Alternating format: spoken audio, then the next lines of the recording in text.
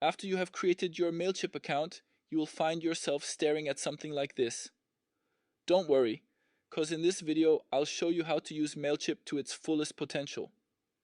Stick around for a little trick on how to make your emails appear in potential customers' inbox instead of the garbage. Let's first add some contacts so we have someone to send emails to. Click Audience on the left side of your screen, then All Contacts. There are two options to choose from: Add or Import Subscribers. Let's divide our audience by adding some tags. First click on Tags, then create tags to make a new one. To separate the audience, we'll add two different tags. One for those who signed up for the YouTube training program, and one for those who signed up for the channel newsletter. To grow your email list, let's create a sign-up form. Click on Audience, then Sign Up Forms on the left side of your screen. We'll use Form Builder to build our form.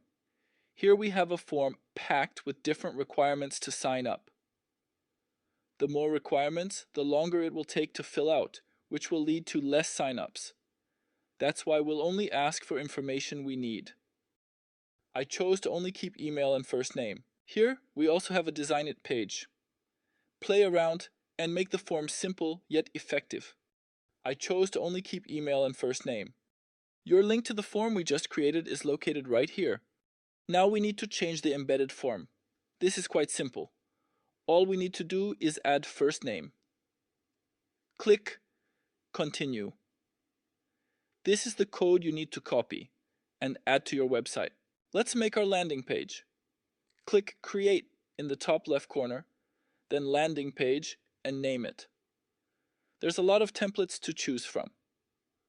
I suggest using a simple template, as some of these can be quite overwhelming if you're a beginner.